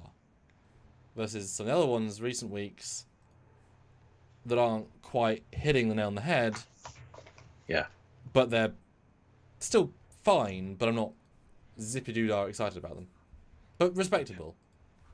And as I said, if they just had the Mark Twain be a TOS set and been some silly aliens from TOS, that would have been like... Yeah. Especially as a reverse payoff to the TOS throwing away as garbage at the start to make you put it on your head and then reversing with a really fun bit at the end would be really fun. Wouldn't it have been great if they were on Excalibur and they were both dressed as Abraham Lincoln? Yeah, and Kales is there. So cool. Yes. Like all the people, and Kirk's there. See, that would have been good actually, and it was played by the Kirk from Stranger Worlds, or even have bloody Ethan Peck as Spock. Now that would have been fun. So it's that situation. They're both being Lincoln, and Kirk and Spock are like, Spock, yes, Captain. Why are there two Lincolns? I don't know, Captain. And that would have been really, really fun. And then the Rock Monster's like, we'll fight to the death or whatever. And they're like, no, stop it, hold on. We're dealing with something. Sorry. Like Rutherford could say, ever since that little incident you had, you've been doing a lot of TOS, those old scientist-related holodeck programs lately. See, no, that's really fun because then you have the same plastic-looking set recreation, and then you would have had. I would have then had like it would have been the same joke. Obviously, I would have then had the mum and the alien be Kirk and Spock. so the mum's in full TOS gold. He's a Spock. He's like, what are these ears? Why are ears so pointy? That would have been like creme de la creme, right? Because then it would have been two pretty solid pieces. And like I say, it would have been a payoff for the TOS, fun at the start. Bless us, mate. Yeah. All right, guys, hit that like button if you haven't done so already. We have 61 likes. I'd like to see as high as we can get. Maybe 75? Probably not, but hit that like 70. button. Come on, guys. Yeah. Click like and I would love another $20 in Super Chats. We got two Super really Chat would. scores, Yeah. but another $20 in Super Chats would be a great way to round out this live. Yes. So if you can, do a 10 or a 5. We'd really appreciate that. Really appreciate that. But anyway, or make sure you join us for the Trekyards tomorrow, by the way. Anyway. It's going to be fun. Let's read some Super Chat scores. Yes. We got Ray Ricks with £5. Thank you. An 8 out of 10. Really fun episode. We need a Mariner and Tendy special ops mission at some point. Absolutely, we do. Very much like Chain of Command. Mm-hmm. A secret mission. They got to infiltrate. Wearing the black uniforms. Yeah, I could see it. It wouldn't necessarily make sense, but it'd be funny to do a triple ops, because there was obviously Crusher in that episode as well. Have it be Rutherford, but say, we need the other you. What? And they turn a switch and becomes classic and like, hey, I'm the, like that version of him be kind of surreal. Because that's like Black Ops him. Yeah. The other one is John Walker. Thank you so much, Thank sir. you. He says, it puts in $2 and says 8 knives to the shoulder out of 10. That's kind of great. That's kind of great. But do we G Esther's comments? Gastrel, 1980. Post-disco Trek has been reduced to slapstick fan bait comedy show.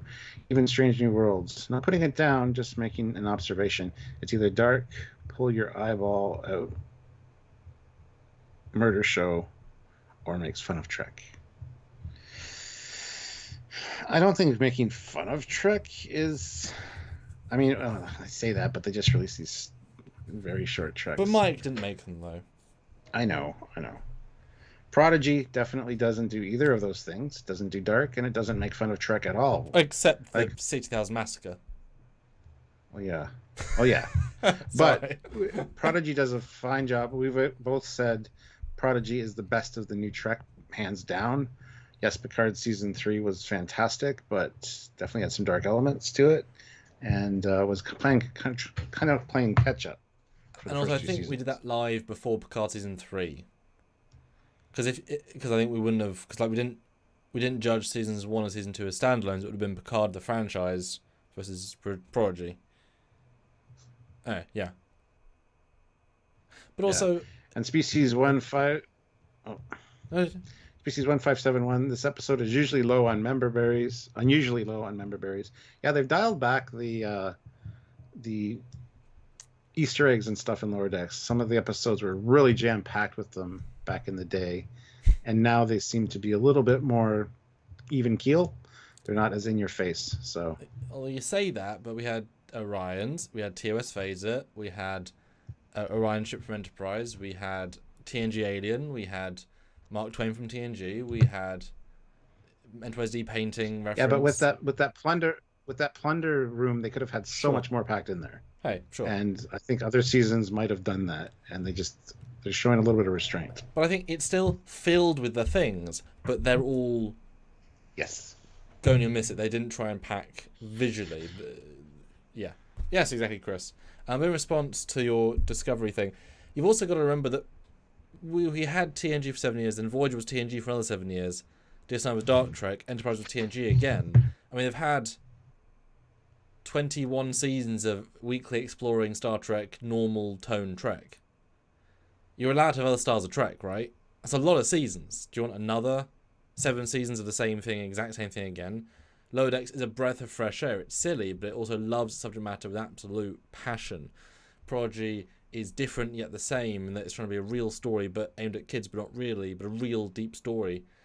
Strange World's trying to be really fun and light. Yes, silly, yes, sometimes dark, but really fun and light and surface level, but with some deep meaning, deep references, really deep. Going back to the first Cage mission, going back to Spock's to Prin stuff. That's really deep cut stuff. Picard season 3, of course, was dark, but it was bold and bright at the same time. It has references, etc.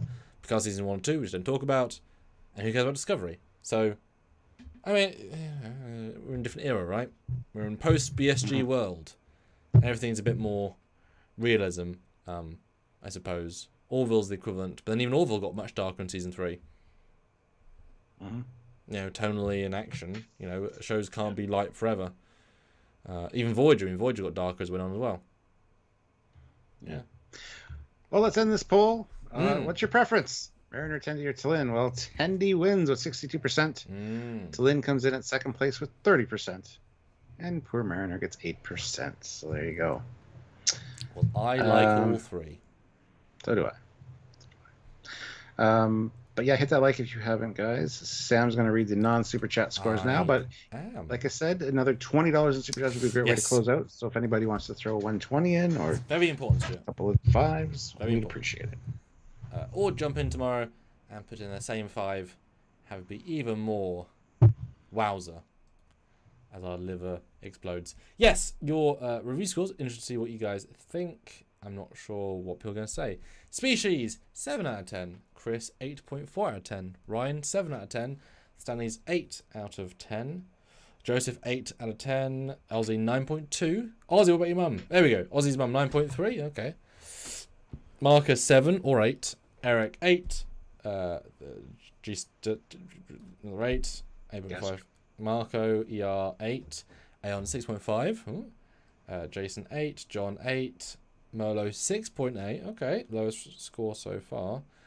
Ampar 8.5. A lot of 8s. That is shockingly unanimously in the 8. The slight dip. Very good to know. Yeah, very interesting. Well, I don't agree. And I'm just judging it more harshly because we're, you know, most of you have obviously listened to us, but you're not necessarily forming your opinion based on our review. But we just had a big debate about plot points for 10 minutes, right? So we have these deeper thoughts because you have to. That's the job. But very respectable. I mean, certainly, this is the episode that I probably thought they were going to do more of in season 1, but we had to earn them, and now we're here. They feel earned. You know, a very canon, very adding to canon, and I can imagine as well if Mike had pitched this for season 1, they'd say, "So where's Orion? Why do we care?" As in, like the higher ups. Yeah. Do we think Tendy deserves the whole episode? All that classic, wow, good job, guys. But now we're here. It's like, yes, they deserve this stuff. This is good stuff. Let's give the side characters more to do, etc. Well, John Walker throws in $5 and says, "Admit the Deredex is cool, Captain Foley." It's not my name. It's Foley. But anyway, yeah, the Deredex is cool. I never said it wasn't. I just said it's not one of the coolest ones. Because when you were gone, he said that the coolest stuff in Star Trek is green. Right. So are we getting some controversial stuff here then? Is that what we're doing? I guess so. Yeah, I love the Deredex. Romulans, Borgs, Orion, they're all green ones. Yeah. Klingon. The old Bop. Yeah. With the very sort of grass green of the bird of prey, and then the very light bluey green of the Vulture. I remember the Micro Machine was like so light. Oh my god, that was a horrendous paint. Yeah, it was like almost this colour, just lighter. Like, what the hell are you doing? Although it's funny, I happen to have this came off a thing from the original wall. That's what the fan thought it was colour-wise. The Deredex. That's real bad. And it's the head's very good, but the body is really inaccurate. Where's the real one?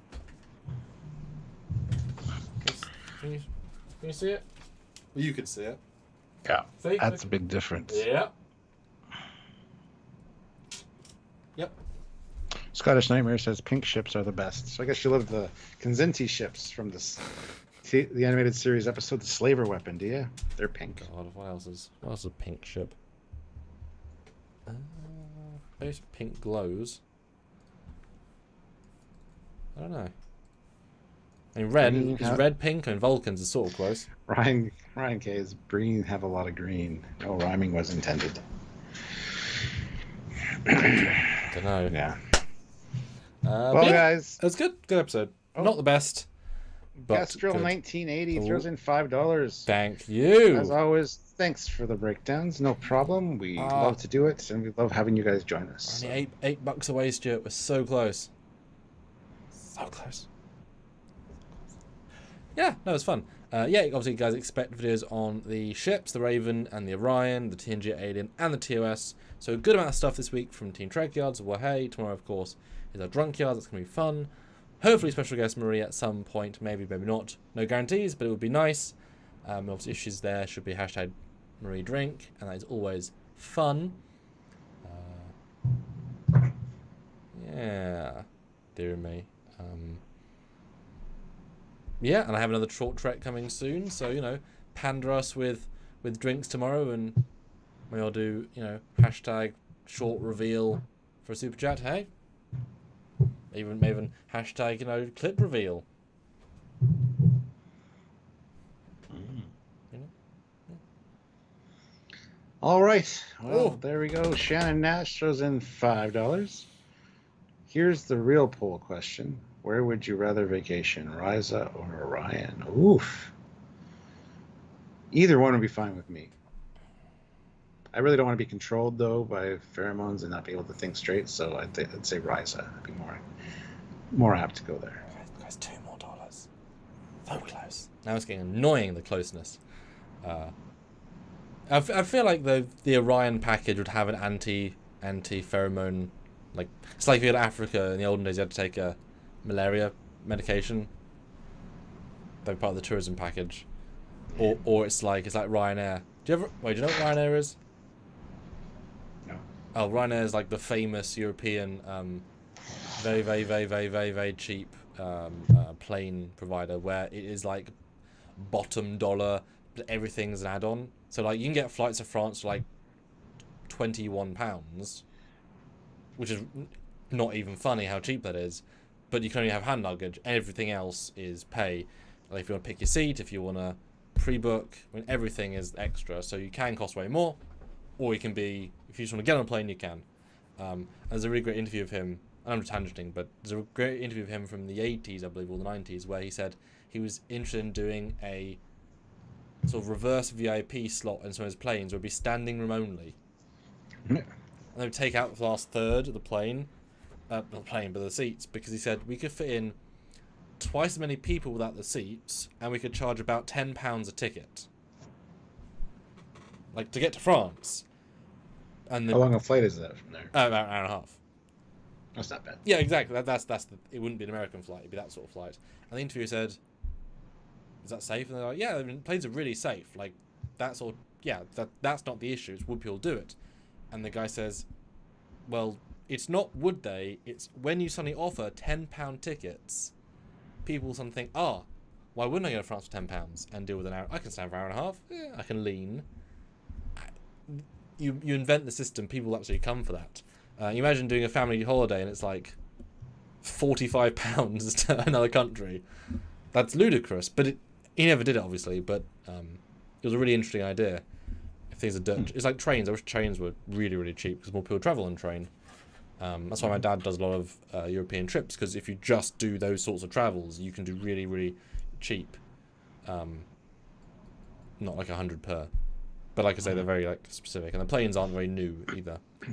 We were trying to go to America once, and they had, it was an Icelandic airline. I think we had this discussion once as well. And they were offering like half the cost of every other place, because they were old planes bought second hand, so their investment was super low. They did a specific route that took less petrol, the fuel, and they had a stop as well, and they were like really bottom dollar, but it's like the fact that they were then available was then amazing. Like, wow, suddenly you can do these things, because for me it's like $1,000 to get to America. That's a month's income, etc. Just to fly. So, etc. Gastro 1980 puts in $1, which kind of pushes us right over the top there by 11 cents. Yeah, literally. Thank you, MVP. Thank you, guys. All right, join us tomorrow for the Drunkyards. That's all I can say. Fun. That's an order. That's an order from your captain. And your commander. We're double dipping. And nobody listens to you, And on that note, he is Commander Cuckings. He's got a Foley.